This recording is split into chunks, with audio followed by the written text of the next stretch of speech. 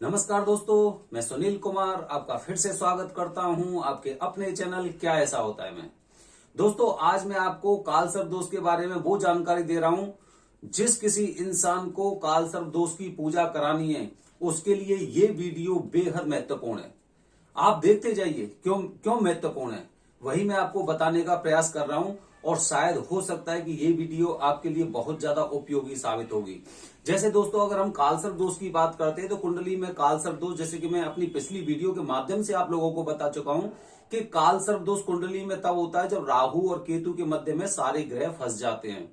राहु और केतु के मध्य में जब सारे ग्रह फंस जाते हैं तो उनके जो सफल परिणाम होते हैं वो हम लोगों को नहीं मिल पाते, क्योंकि जब उनके अच्छे परिणाम हमें मिलने का प्रयास करते तो राहु और केतु के प्रभाव में वो सारे के सारे जो प्रभाव होते हैं वो दब जाते हैं।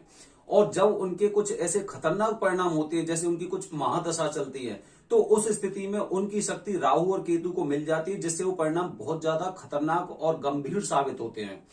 तो दोस्तों, इस तरह से कालसर्प दोष कुंडली में जब होता है तो जातक को बहुत परेशानियों का सामना करना पड़ता है।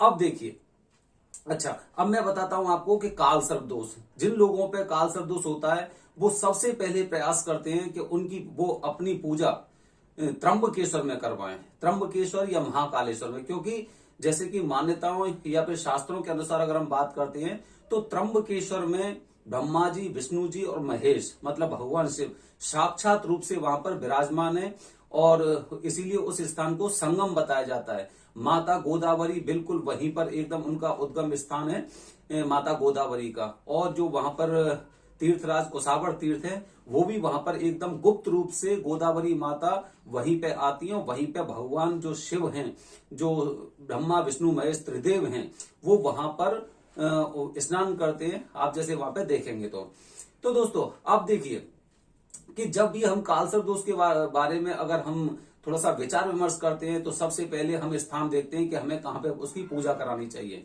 इसी तरह जो लोग महाकालेश्वर में कालसर्प दोष की पूजा कराते हैं वो भी ये बात अच्छी तरह जानते हैं कि मृत्यु लोक में महाकाल की पूजा होती है।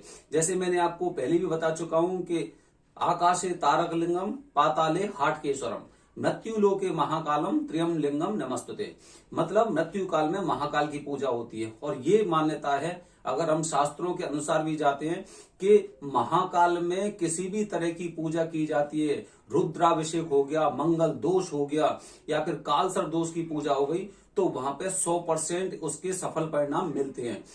लेकिन इसके साथ ही ये भी निर्भर करता है कि आपने पूजा किनसे करवाई है। वो पंडित जी हैं, वो वरदानी पंडित जी हैं या नहीं है, या फिर कहीं से बाहर आके वहां पे बसे हुए हैं।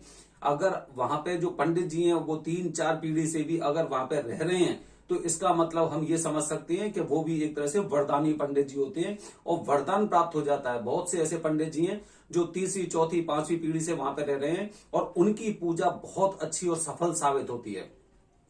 अच्छा, अब देखिए, जब कालसर्प दोष कुंडली में होता है तो सबसे पहले स्थान की बात करते हैं, दूसरा हम तिथियों के बारे में विचार विमर्श करते हैं। और जैसे अगर हम मान्यताओं के अनुसार भी जाएं तो जो कालसर्प दोष की पूजा जो सबसे ज्यादा सटीक बताई जाती है वो नाग पंचमी को बताई जाती है। इसके बाद अगर हम बात करते हैं सावन का महीना या फिर उसके बाद महाशिवरात्रि, तो ये महाशिवरात्रि का त्योहार जैसे कि आप सब लोग अच्छी तरह से जानते हैं कि 18 फरवरी की महाशिवरात्रि है, 18 फरवरी की। और अभी से कालसर्प दोष पूजा की बुकिंग शुरू हो चुकी है। आप देखना, जो भी पंडित जी वहां पर हैं त्र्यंबकेश्वर में या महाकालेश्वर में, जब वो कालसर्प दोष की पूजा कराएंगे तो आप देखेंगे पहले जो ग्रुप में 5-6 लोग होते थे और महाशिवरात्रि वाले दिन ग्रुप में हो सकता है 15, 20, 25 लोग हो सकते हैं, क्योंकि सभी लोग यही सोचते हैं कि महाशिवरात्रि को मैं कालसर्प दोष की पूजा कराऊं, क्योंकि नाग पंचमी अभी 6 महीने बाद है और 6 महीने बाद में इंतजार नहीं कर सकता, क्योंकि जिस तरह से आप भी देख रहे हैं कि कोरोना वायरस अलग अलग वेरिएंट में आ रहा है और जिससे काफी मतलब संक्रमण के शिकार भी हो रहे हैं। और ये बीमारी इतनी घातक है, जैसे आप अच्छी तरह से जानते हैं कि इसकी वजह से लॉकडाउन भी इस देश को झेलना पड़ा था, यहाँ की जनता को झेलना पड़ा था। तो इसीलिए 6 महीने, दूसरी बात ये होती है कि 6 महीने अगर मैं इंतजार करता हूं तो हो सकता है 6 महीने में इतना लंबा चौड़ा उलटफेर हो जाए कि मैं आगे 6 महीने बाद भी नहीं जा सकूं। तो अब क्या होता है कि जैसे बहुत से लोगों को मैंने देखा है, वो ये कहते हैं कि भाई हमें ग्रुप में पूजा नहीं करानी। उनकी मान्यता है। वैसे जहां तक अगर हम भी अगर बात करते हैं तो जो ग्रुप की पूजा होती है, ग्रुप की पूजा से ज्यादा जो फलदायी होती है वो होती है अकेले की पूजा। क्योंकि अकेले की पूजा का एक अलग महत्व होता है। आप भी अच्छी तरह से जानते हैं कि अकेले जब पंडित जी मंत्रोच्चारण करते हैं या फिर पूरी विधि आपको बताते हैं, वो सारी विधि आपके लिए होती है। तो इसीलिए अकेले की पूजा कुछ ज्यादा फलदायी बताई गई है। लेकिन क्या है कि सब लोग ग्रुप अकेले में पूजा नहीं करा सकते। आप भी जानते हैं कि अकेले में पूजा के बहुत ज्यादा पैसे लगते हैं। इसीलिए जो जैसे कि मिडिल कैटेगरी के लोग हैं या फिर जो लोग अपने पैसे का इंतजाम करके और वहां पे त्र्यंबकेश्वर में काल सर्पदोष या पितृदोष की पूजा कराने जा रहे हैं, तो उनके लिए बहुत कठिन होता है कि एक साथ इतना अमाउंट देना। तो इसीलिए दोस्तों, जो लोग भी, जिन लोगों के मन में ये विचार है कि मुझे महाशिवरात्रि को काल सर्पदोष की पूजा करानी है, तो अगर आप अभी से पंडित जी बुक कर रहे हैं तो ठीक है। अदरवाइज मैं आपको बताऊं कि करीब 14-15 तारीख के बाद बड़ा मुश्किल हो जाएगा अकेले में काल सर्पदोष पूजा करना। क्योंकि पंडित जी जैसे ही बुक हो जाएंगे, उसके बाद आपकी पूजा अकेले में तो नहीं हो सकती। तो मेरा ये वीडियो खासकर उन लोगों के लिए है जो अकेले में पूजा कराने के इच्छुक हैं। और खासकर इच्छुक किनसे हैं? जो वरदानी पंडित जी, जैसे मैं आपको बताता हूं, तीसरी चौथी पीढ़ी से वहां पे रह रहे हैं, 5वीं पीढ़ी से वहां पे रह रहे हैं, उन पंडित जी से जिनकी पूजा सफल साबित हुई है, जिन लोगों ने उनसे पूजा कराई है, वो लोग बताते हैं कि पंडित जी ने हमारे ने बहुत अच्छी पूजा की थी और इसके परिणाम मुझे अभी से मिलने लग गए हैं।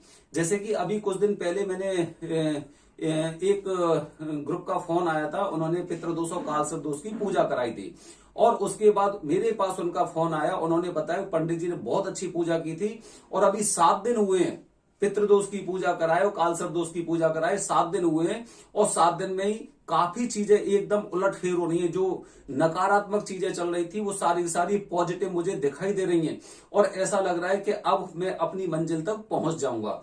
तो दोस्तों, जिन लोगों को एकांत में या अकेले में पूजा करानी है काल सर्पदोष या पितृदोष की, तो आप पहले से ही अपनी प्लानिंग फिक्स कर लें। 18 फरवरी की महाशिवरात्रि है और काल सर्पदोष पूजा हो गई या पितृदोष पूजा हो गई।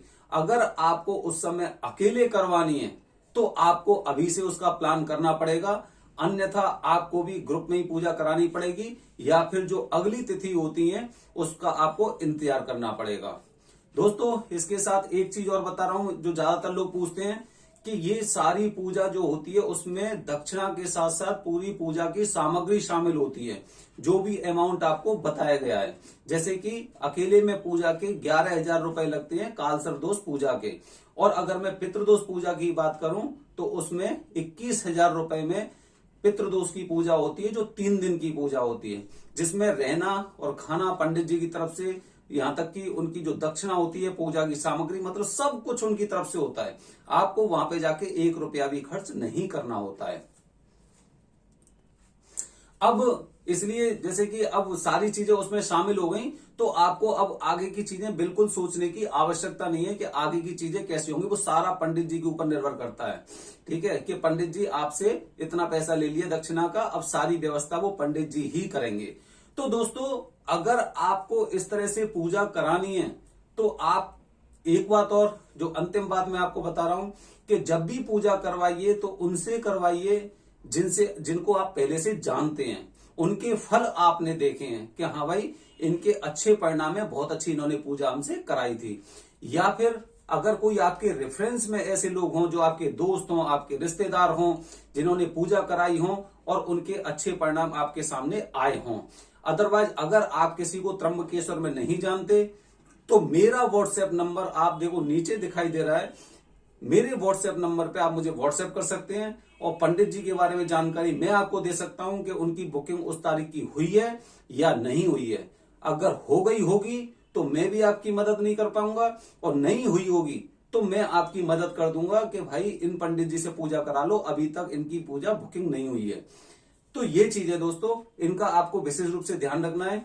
अभी हो सकता है मुझे बाहर जाना पड़ रहा है, हो सकता है 2-3 दिन तक मैं उस तरह से वीडियो ना बना सकूं, और बनाऊंगा तो मैं आपके साथ जरूर शेयर करूंगा। तब तक बने रहिए हमारे चैनल के साथ।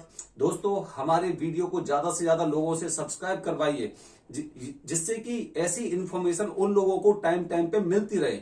और जो बेल आइकन आता है ना, उसे हमेशा दबा के रखिए, क्योंकि जैसे ही मेरी वीडियो अपलोड होगी तो आपके पास नोटिफिकेशन आएगा, जिससे आप समझ जाएंगे कि कुछ नई जानकारी आपको त्र्यंबकेश्वर या महाकालेश्वर या काल सर्प दोष पूजा या पितृदोष पूजा के बारे में आप लोगों को एकदम समय पर मिल रही है। धन्यवाद दोस्तों। जय हिंद, जय भारत, हर हर महादेव।